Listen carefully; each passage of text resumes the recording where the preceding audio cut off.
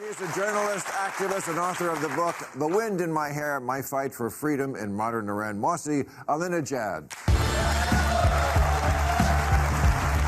Hey. Oh, please. My pleasure. Thank you. Not just a hug, you have my great admiration. Thank you. Absolutely, you're a very brave person. And I want to get to, of course, all the things we want to talk to you about today with what's going on in Iran. But let's do it like they do on episodic shows and start with the most dramatic scene first. And then we'll go 5 years early. Sure. Okay, so a couple of years ago, 4 Iranian agents were actually charged in absentia with trying to kidnap you. Can you believe that? I'd like to, okay, so tell us back. Now, why were they trying to kidnap you? What was going on? First of all, they're scared of women. And right now that I'm talking to you, they killed a 20-year-old woman. They're even scared of her hair, Masih Alinejad. Right. But when they came after me here, my job was just giving voice to voiceless women inside Iran. I launched a campaign against compulsory hijab because I couldn't cover my hair, big hair. So, and then while I was publishing videos of women fighting back the morality police, being harassed in the street, filming them, that created a huge anger among mullahs because they hate when they see that women are fighting back hijab police, morality police. That's why they tried to kidnap me. So it's really keep me silent. What we're seeing now in Iran. We've seen for 2 weeks now, and it's not stopping apparently. All these demonstrations, women have finally had enough. As you said, this young woman was killed in custody, taken in by the morality police. They claimed some bullshit about pre-existing conditions.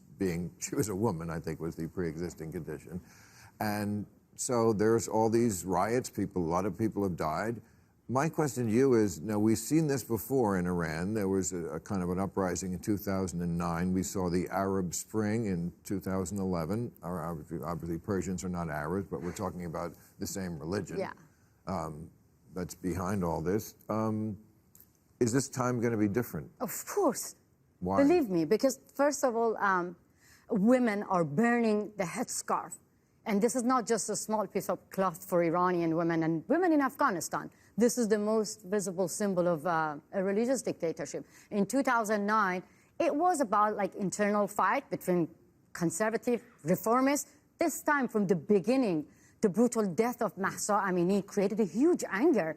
Iranian women not only burning the headscarves, they're actually chanting against the dictators from the first day.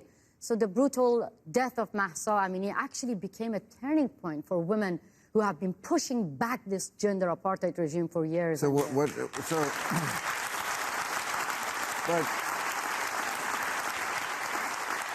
So take me through what's going to happen in the next months or years. I mean, this regime is just not going to give up. No, don't say that, Bill. Don't say that. Okay, they are just going to give up. No, because we've been seeing right now, for years and years, we had the fear inside us, right. No? Now this is the mullahs. Believe me, the Iranian regime, they're really scared of their women. And right now, this has become a tipping point for the Islamic Republic, because it's not just in Iran. Across the world, people are watching that, wow, these fearless women walking like towards the morality police, and they're ready. And TikTok generations are being killed right now in the streets. So that scares the regime. And I always say that this, for the Islamic Republic, for Taliban, this compulsory hijab is like the Berlin Wall.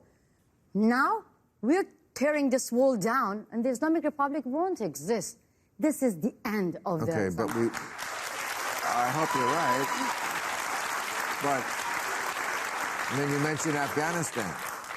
We pulled out of Afghanistan. The Taliban took over, and it went right back to the bad old days. That's why I don't have any hope on the Biden administration. I don't have any hope on Western countries. They abandoned my sister in Afghanistan. But guess who came to the streets to support Iranian women? The first group who came to the street was women of Afghanistan. Can you believe that? The Western feminists who actually went to my country, wore hijab, they bowed to the Taliban.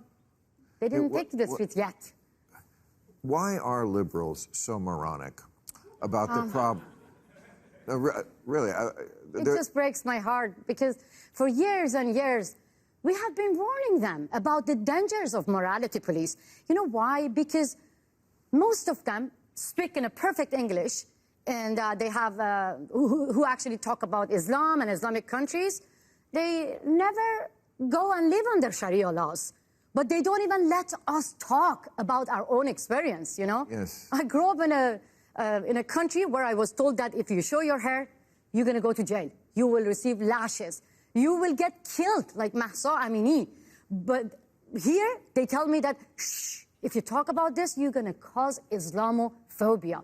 Phobia is irrational, but believe me, my fear and the fear of millions of Iranian women in Afghanistan is rational. Exactly.